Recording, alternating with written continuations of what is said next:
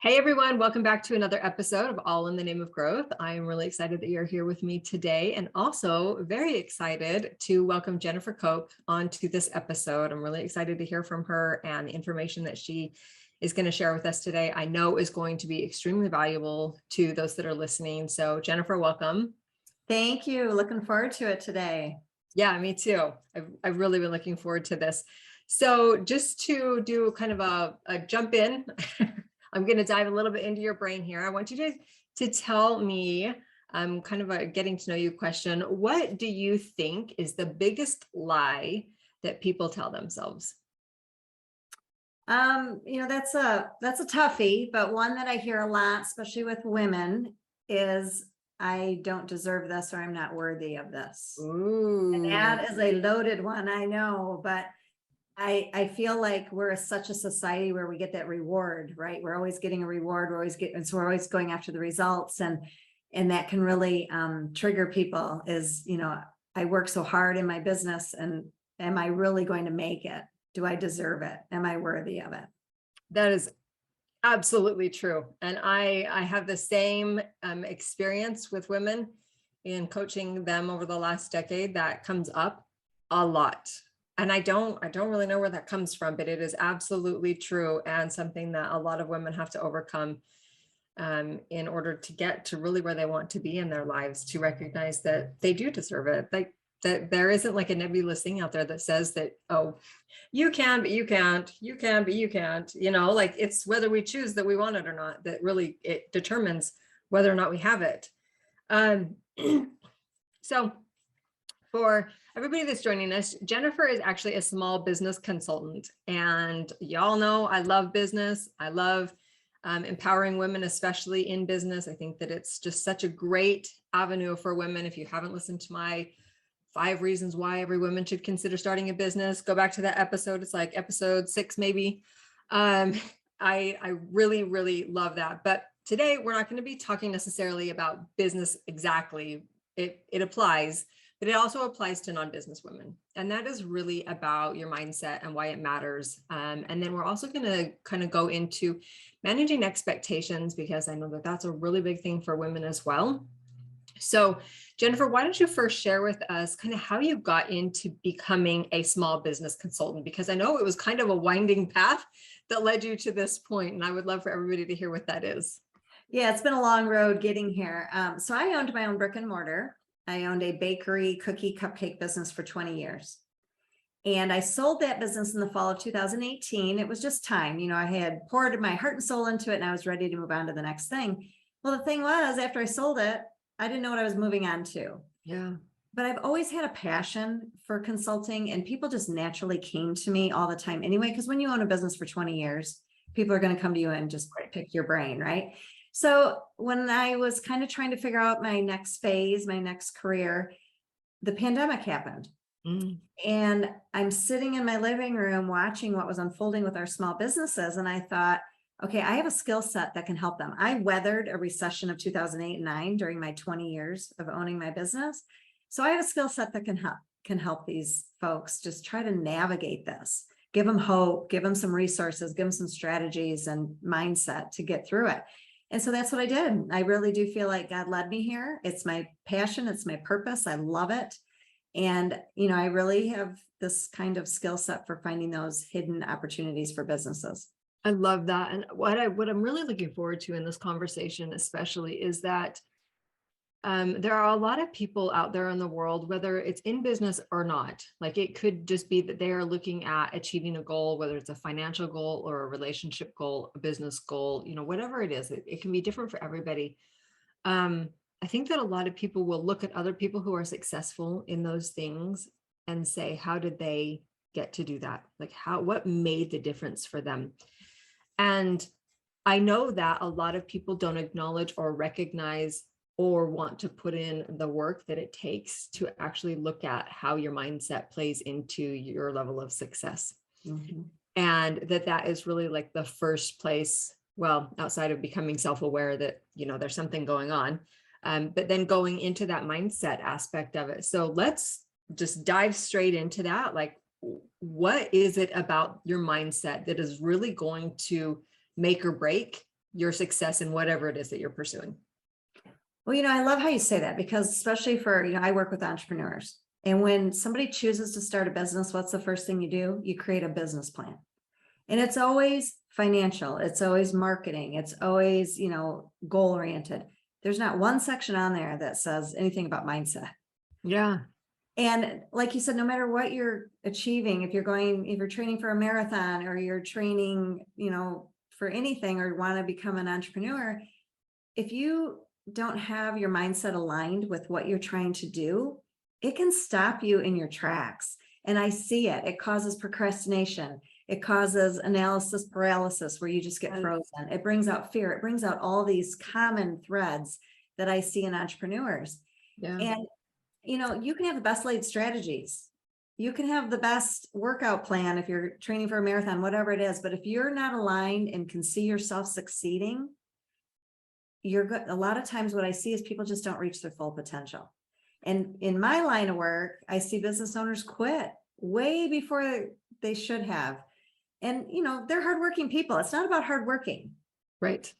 It's just about, persevering, getting themselves through to the next level, and just to keep going. And what does it take? Yes, so much. So years ago, I had hired a coach, and she was helping me kind of work through some stuff. It was a life and business coach. So we were working on both sides of, because they go together, when you run a business, it's also affecting your life, and vice versa. And so we were kind of, tandem tagging both sides of it. And one of the things that came up is that she, I was just talking about how I feel like I'm like overwhelmed and stressed. And she had commented about how she said, well, what is it that's doing that for you? And I was like, well, like all the emails and the this and the text messages and the phone calls and the clients and, and then, my family and blah, blah, blah, blah, blah. And she was like, so it feels to me like you're wearing busy like it's a badge of honor. And I was like, oh no, I totally am. I absolutely am. And she said, it's one thing to be busy. It's another thing to be busy on the right things. And so what your comment about working hard, it isn't just about hard work. It doesn't always mean that hard work is going to get you the outcome that you want if you don't believe that that's where you're actually heading, or you don't have a plan, like you're talking about business plans. If you don't have a plan of where you're going, you're never actually going to get there. Right. And, like you say, the hustle, right? We have to get out of the hustle. And a lot of times why people do that is they're actually avoiding working on something that they should be working on. Yeah, absolutely. And what is it that's holding you back from picking up that phone and trying to get a sales call with somebody, which is going to move your business forward, but you don't want to? There's some deep reason there. And so what do? You fill it up with busy work. Yes. And then of course, it's just our society a little bit too, for a while there. And I'm so glad to see this shift. But I don't know if you felt this way years ago. Stress was like a badge of honor too. Yeah. Oh, I'm so stressed out. It's like, oh, people are stressed out are important. And I'm so glad we're seeing a shift. I mean, we're having conversations like this. We didn't used to have these conversations. When I first opened my business 20 some years ago, I can tell you that nobody talked about stress or mindset or comparison or any of those things. So at least the conversation is opening up, and that's such a breath of fresh air to see. It is. It really is. And I so appreciate the calling out the elephant in the room when we talk about hustle culture and we talk about what it is to be busy and to be super stressed out and to not have time for ourselves and adrenal fatigue and, the things that happen because we stay in this constant grind. And, the sacrificing of your families, the sacrificing of your own health, the sacrificing of, really the long-term longevity of your business and the opportunities that are before you. And I love being able to, because I was in a business that was very much like just grind it out, grind it out, grind it out. It's all about the hustle. It's all about making it happen. And I would I love being able to step back out of all of that and look at it for what it is and be like, okay, let's get real about what this is and how this aspect of life is going to be affecting us. So I think that one of the big things about all of this though is, going back to mindset. So let's talk about specific mindsets that maybe hinder people in moving forward, that block them from, what they're really wanting to create. I see four common ones among small business owners, especially, but this can apply to all different people, whether you own a business or not. And the first one is comparison. So comparison has become what I say the new evil. In fact, this is a sad statistic, is that teenagers are so caught up in comparison that it is a number one cause of suicide. Comparison robs your joy. It robs your, it's a thief, right? And so what happens with comparison is we start feeling like we're not good enough, we're not doing enough. And it's because of social media, and nobody shows the tough stuff on social media. All you see is how far people have come. So here you are starting a business, and you're seeing somebody who's been in business for 10 years, and you are comparing yourself to them and think that you should have it all together, and your video should be perfect, and your business should be 6 figures, and all this pressure that we put on ourselves. Yeah. And it really it's tough. And, comparisons for, like, I remember as a mom, when my children were younger, I have 3 children, and when they were little, I owned my own business.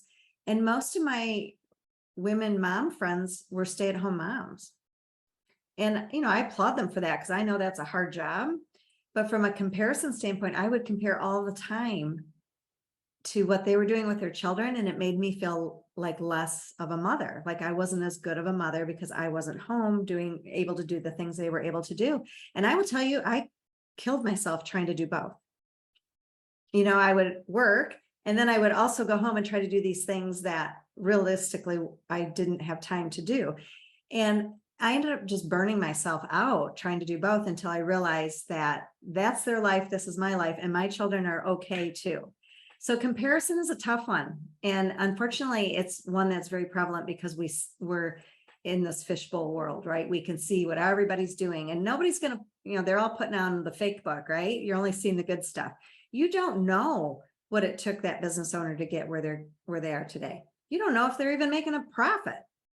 So to your point, I think that one of the things that you had said that really struck me, and I also had the same kind of thing, it was like that, where everybody talks about finding balance, right, in your life and between your business and your family.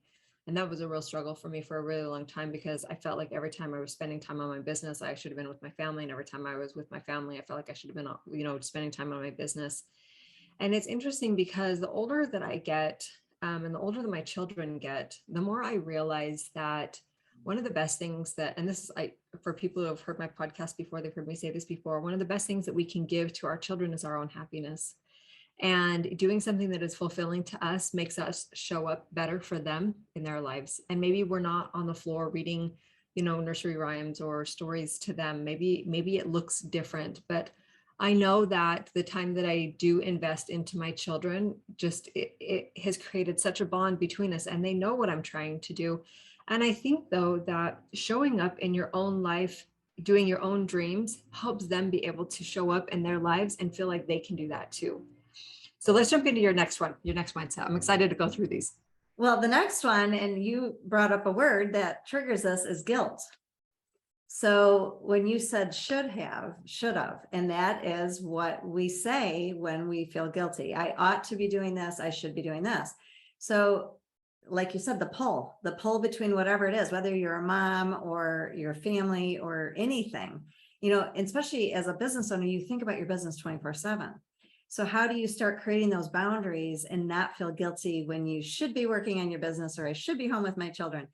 And so that's another one that's very prevalent. And we have to find that balance of giving ourselves a break and changing those words of, instead of I should be doing this, I choose to be working on this business, or I want to be doing this right now.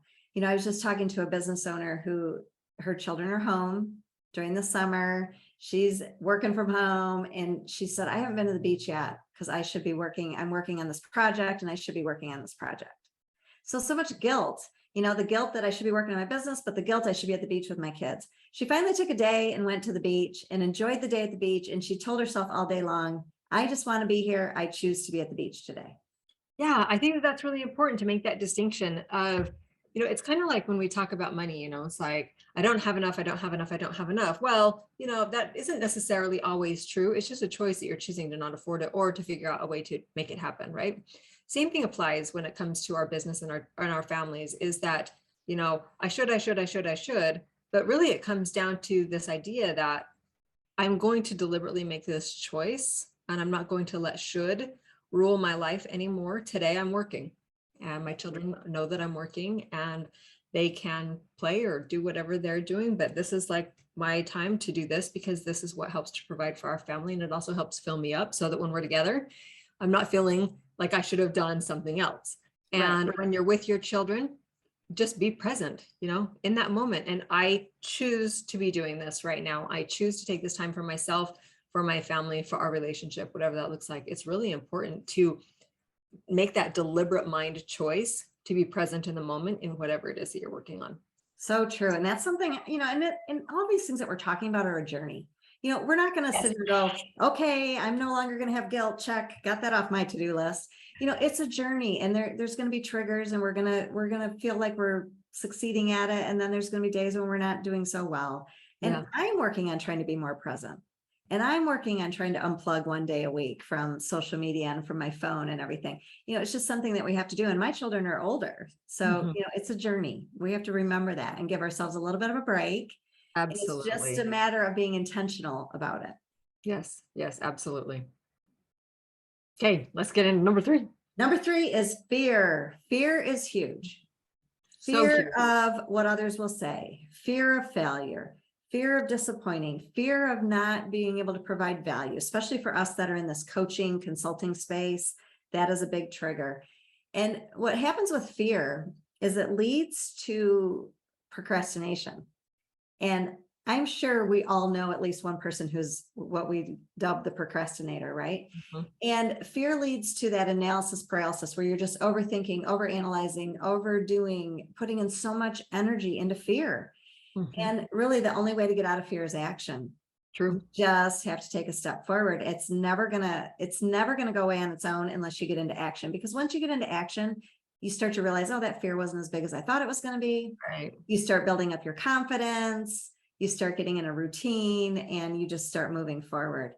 And fear is a big one, and especially of what others will think.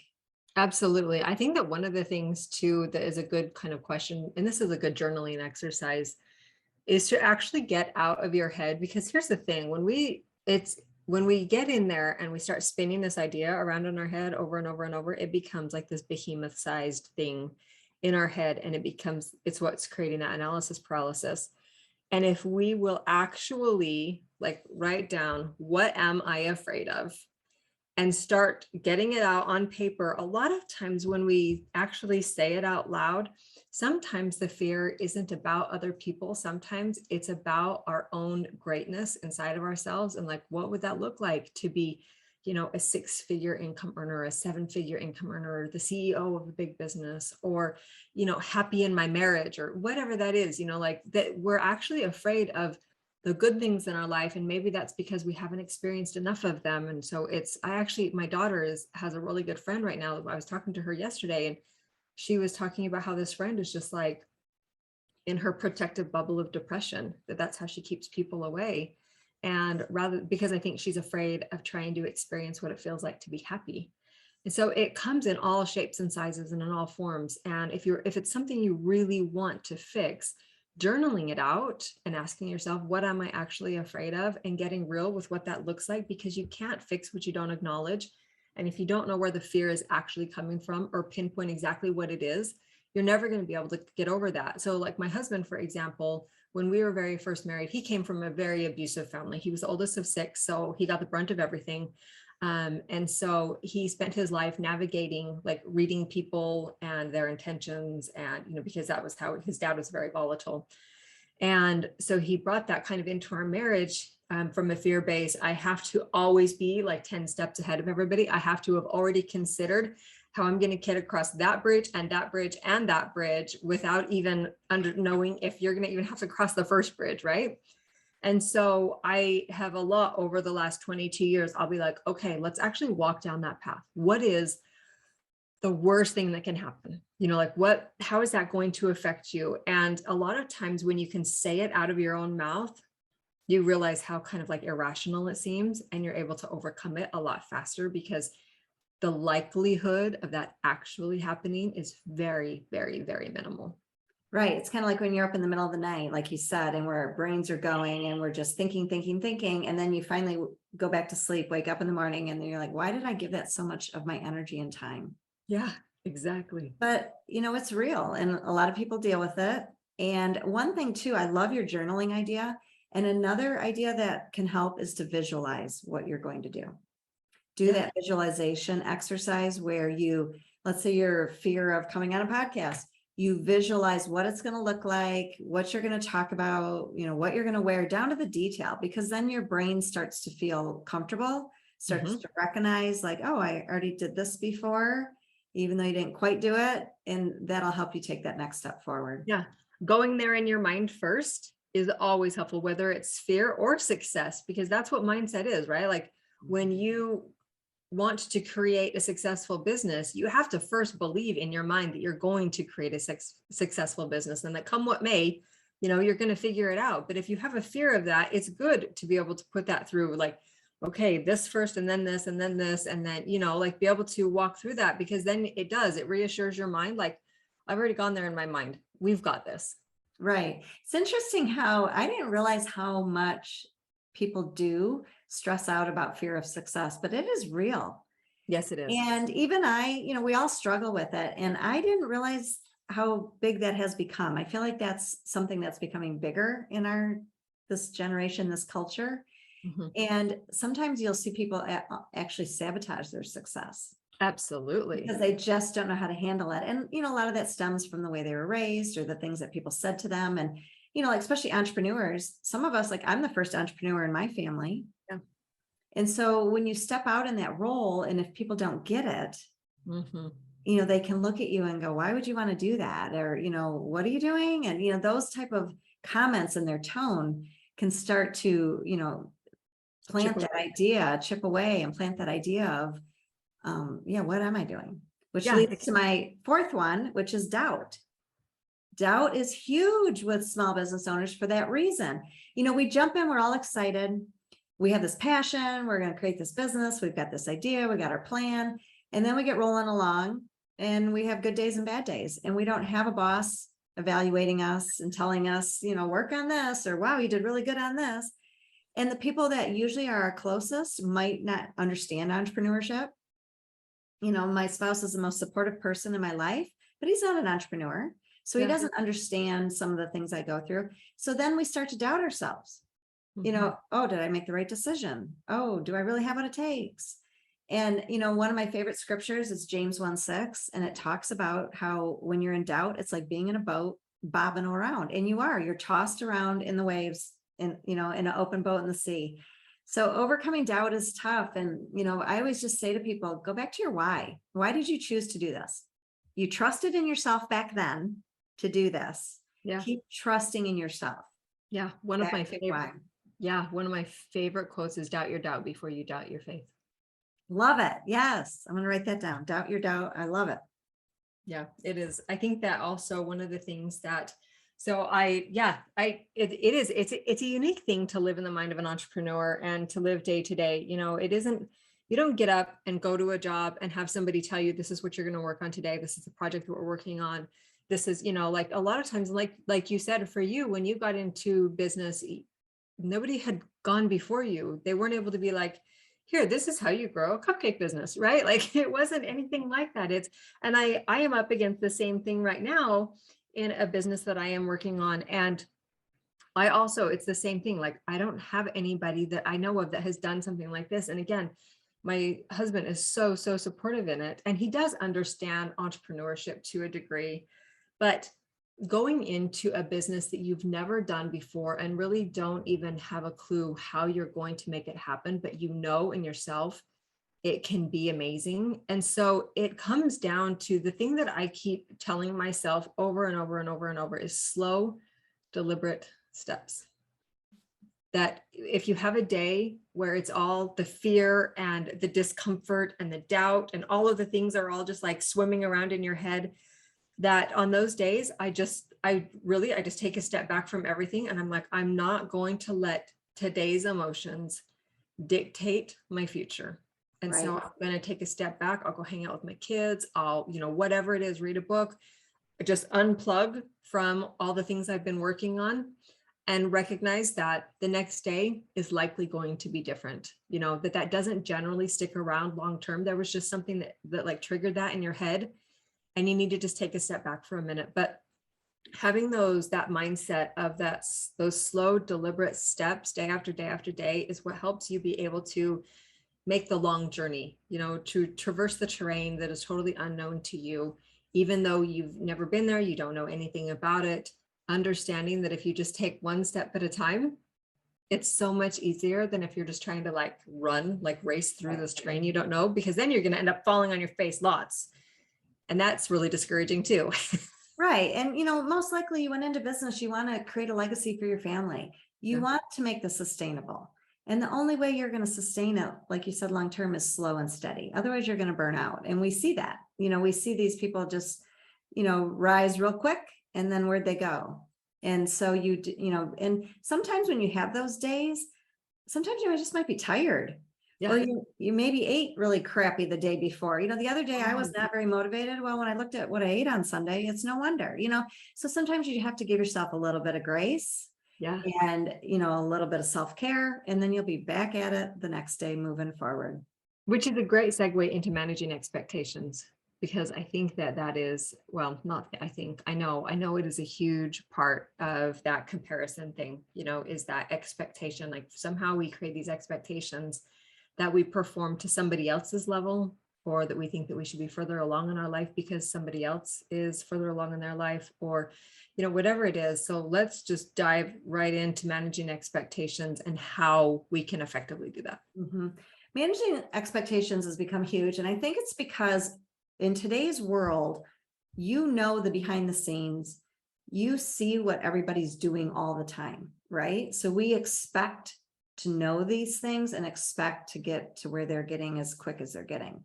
And so I talk about managing expectations with my clients all the time, as far as managing expectations on yourself, like give yourself a break. And a lot of times we never look backwards. We're always looking forwards. What are we going to build next? What do we got to work on next? If you look backward and count how far you've come, yes, analyze and put some data behind what you have achieved, that's one step of managing expectations on yourself, of giving yourself a break.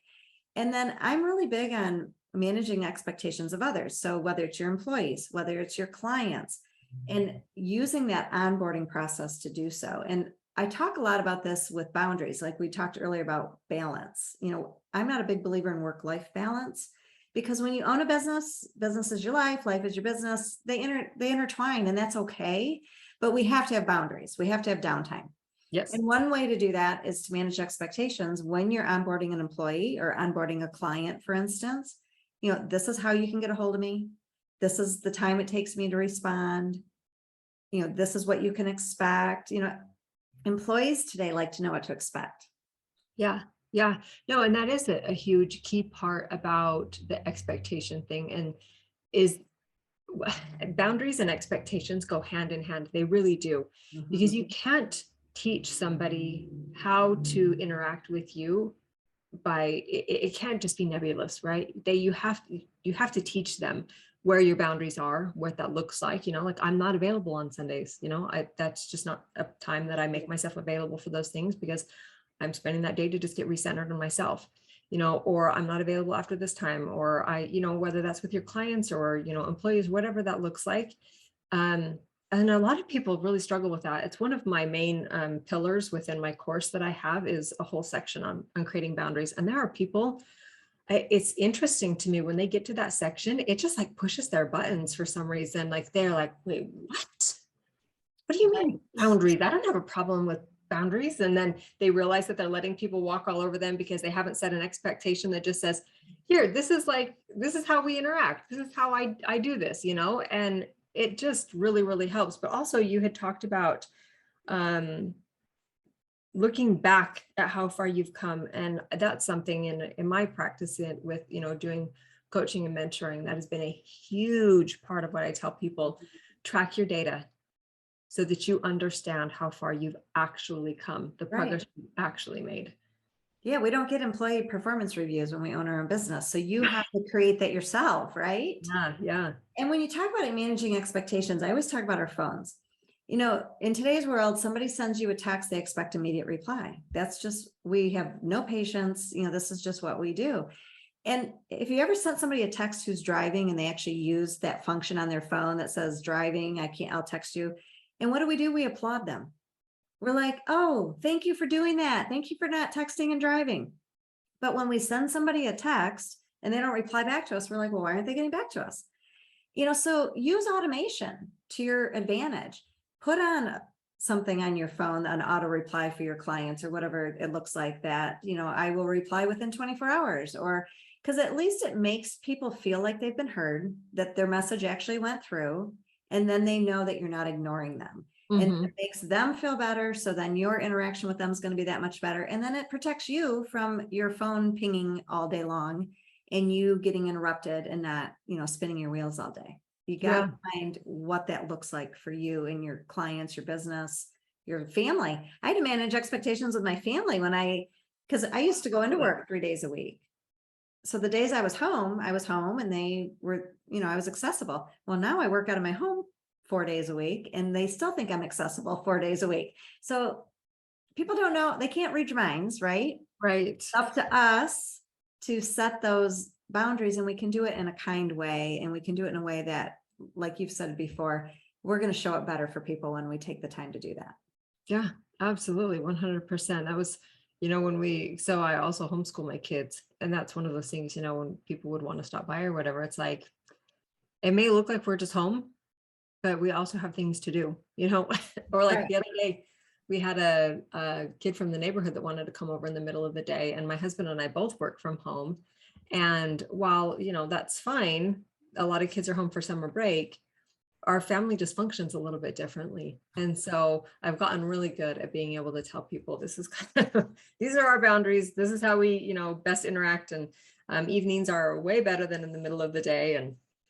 But like you said, people can't read your mind. And it is important for you to set that expectation of how is best for you to interact. But it also protects you from getting upset when people are overstepping your boundaries.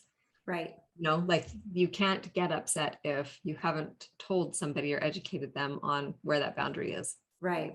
And let's jump back to expectations of yourself, because I think that's really important too. Yeah. We are a quick results type culture, and nobody builds a business overnight. Nobody trains for a marathon overnight, but for some reason we expect ourselves to. And, I tell everybody that it takes a good 5 years, 3 to 5 years to become profitable in business. So why are you expecting to be profitable year one? You're not failing because you're not profitable, you're building. And so I think we have to really step back and give ourselves grace and permission to build something without the results. Don't always be so focused on the results. The results are going to come if you just keep showing up and doing the work. And where this expectation comes from that we're supposed to succeed overnight is not realistic. Yeah, no, just it's like not. with weight loss, whatever it is, it's not realistic. Everybody wants the quick fix. The quick fix doesn't last. Yeah, it's so true that we live in a instant gratification culture, and we are always looking for that opportunity to see, I put in X, I get out Y, Yes. And that's what we expect all the time. And so there's a trillion YouTube videos out there that are saying, I put in X and I got out like 7-figure Y, Right. And so people have that expectation growing up that, especially like you say, with this generation that's coming up, that there are people out there killing it, making 6 figures, 7 figures off of whatever businesses they're pursuing, and that's somehow the norm. But those are really the unicorn cases. They are. And I always say to them too, did you ask them what they spent to get that $100,000 revenue? They maybe spent $120,000 to get that revenue. Oftentimes. And that's oftentimes the case. And so, we have to really remember that and give ourselves there's just too much pressure on ourselves. The expectations have become too high. And most of the time they're unrealistic. And I think sometimes too, we set unrealistic goals for ourselves. Especially if you're an all or nothing type personality or an overachiever personality. And what you find is people end up quitting. And I'd rather see somebody do something a little bit less, kind of like what you said earlier, and win the long, be the tortoise that gets to the end, Yeah. wins the long game, not the short game. Yeah. And the problem with that, like setting big goals, and this is something that I've coached on a lot of women through, is that when you set a big, unrealistic goal and then you don't achieve it, you identify yourself as a failure, even though your goal was so out there. So, and I'm a big dreamer. I'm a big goal setter. I like to go after big things, but I also know how to manage my expectations with those things. And there are people that will see other people's successes and be like, oh, well, that's the goal that I want for myself. And then they put in like this acorn sized effort on this like oak sized goal, and it never comes to fruition. And then they're like, oh, I guess I'm a failure. Right. But that, which it's not even in line at all. That one, it does not beget the other at all. They are two totally different things. The effort that you put in to grow an oak tree sized, business or whatever, like that's a lot. You have to put in the hours and the effort and work on your mindset, all of those things. It all goes in tandem. And if you're not at that place, if you only have an acorn sized effort to give, that's okay. Just like bring it down to a manageable size.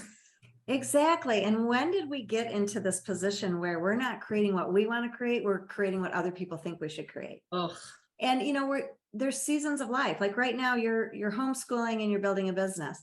When I was building my business at 20 years, my children were little. So, there's seasons where it's okay to do something slower, smaller, or maybe I never want the big thing, and that's okay too.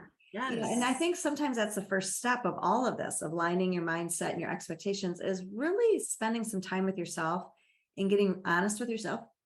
What do you want to build? What do you really want? And, what do you have the capacity to do realistically? And it's okay if you want a small business. Yes. It doesn't have to be, every business doesn't have to be big.